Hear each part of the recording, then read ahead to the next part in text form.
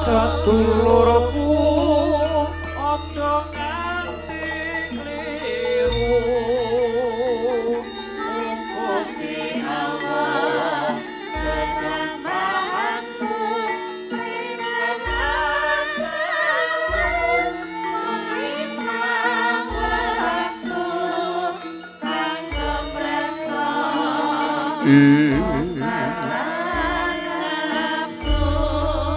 sedulurku aja nganti kliru Gusti Allah sesembahanku linamah mengimbang waktu kanggo presta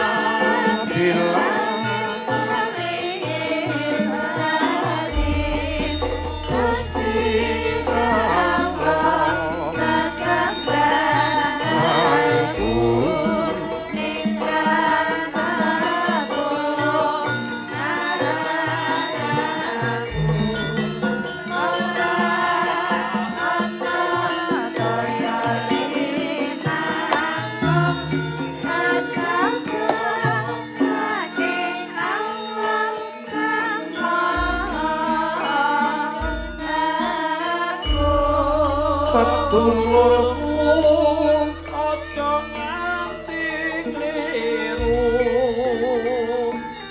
Gusti Allah sesembahanku linamah mengimbang waktu kanggo presta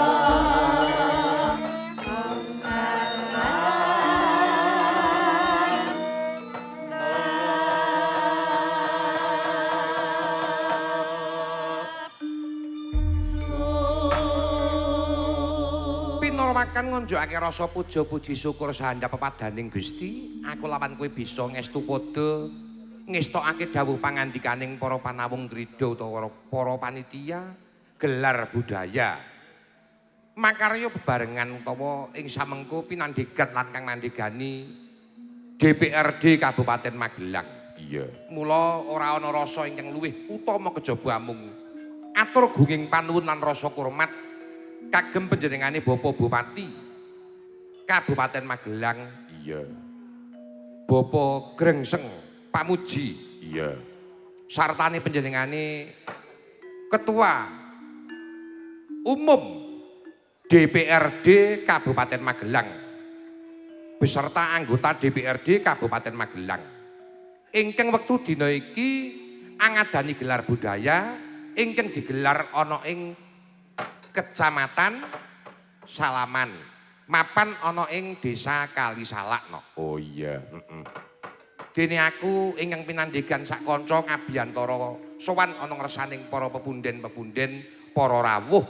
Luwih sithik ora lali ngaturke salam hormat kagem para tamu undangan para kepala desa, paguyuban kepala desa se-Kecamatan Salaman. Iya. Luwih-luwih para-para ing padha ngasta kepala desa kuwi sak pirangan ya wis akeh sing padha wanuh. Luwih-luwih pepundhenku panjenengane Pak Ditejo. Iya. Kenal. Mbok kanca plekno Ngono. Mula wektu dina iki aku lawan kowe ngaturke gunging panuwun tanpa pepindhan, ora mung cukup aku lawan kowe nggelar seni bebarengan sinden lan wiyagane nanging uga kepareng ngrawuhake bintang tamu Widawati ngagi kawentar. Ya kuwi panjenengane Mbak Tatin Lestari Handayani. Iya. Lan uga panjenengane Mas Gareng Widi saka Wanasaba. Iya. Mulane sakgurunge aku lawan kowe ngaturke gunging panuwun dene semono kawigatening DPRD Kabupaten Magelang terhadap kebudayaan yang ada di daerah. Iya. Aku lawan kowe sebagai dalang lokal ngestokke dawuh saka ngendikaning para pangarsa supaya nggelar seni sak kamat-kamat. Aku lawan kowe mbudidaya. Iya. Bisane kepiye seni kesenian wayang utawa kesenian tradisi kaya mengkene iki bisa lestari ngrembaka ditresnani marang para kabeh sedulur-sedulur. Iya. Syukur bage bisa run tumurun rah tumrah tumekan anak putu no. Ya ngono ya Mak. Seni kuwi dadi apa meneh seni pertunjukan wayang kulit sing bebarengan karo pesinden piyagane sak para bintang tamune kuwi niate misungsungake panglipur ingkang tujuane ora ana liya ngrembakake budayane dhewe aja nganti kendheh lan kesuk marang budaya manca sing gegirisi. Apa meneh jaman saiki kuwi ananing sosial media sing banget maju pesat kaya mau kang dingendikake penyanyi Bapak Sakir. Iya. Kuwi tenan no. Yen aku karo kowe ora prayitna ora tenan-tenan le kenceng karo siji agama, loro budaya mbebayani tumraping generasine awak dhewe no. Iya. Mulane tresna karo budayane dhewe kuwi klebu sawijining kanugrahan tumrape aku lawan kowe. Yo, iki tetembangan pumpung ing samengko durung ngaturke wujuding bintang tamu ana pisungsung tetembangan no. Sing iki ku tak sungsungake kagem para sedulur-sedulur warga pepunden-pepunden kula wonten ing Salaman. Menika anggitanipun Ki Haji Sukron Suwondo saking Blitar. Iya, apa Mak lagune? Lagune iramane rada anget no. Kunci surga Miftahul Janah. Monggo coba yuk.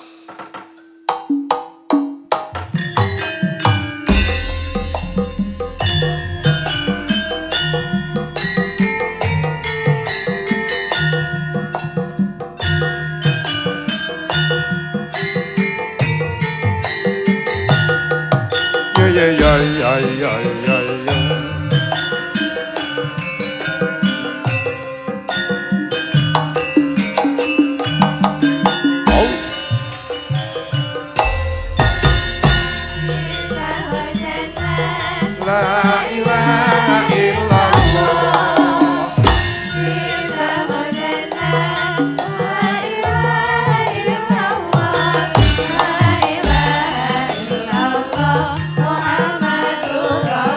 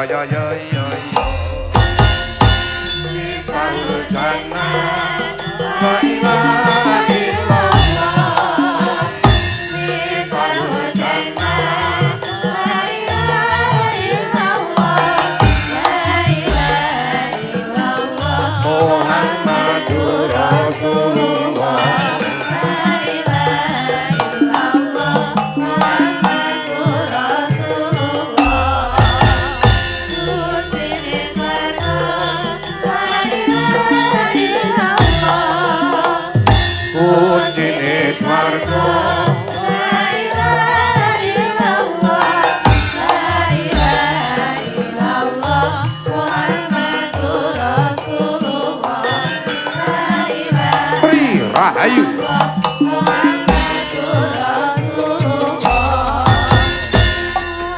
manungsa ngecek padha elinga urip ning donya uripe mung watara Gusti kang maha kuwasa manut piwulang suci sarta Miftahul Jannah agama Miftahul Jannah la ilaha illallah Miftahul Jannah la ilaha illallah la ilaha illallah Muhammadur Rasulullah la ilaha Kunci surga Muhammadur Rasulullah Kunci swarga la ilaha illallah Kunci swarga la ilaha illallah la ilaha illallah Muhammadur Rasulullah la ilaha illallah Muhammadur Rasulullah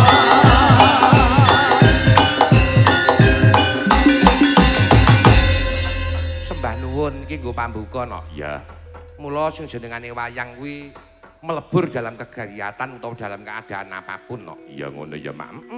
Nggo siar agama ya iso, nggo sholawatan bisa, nggo ngatur kita tembangan sing model gagrak saiki ya ora muni ora bisa, sangat bisa.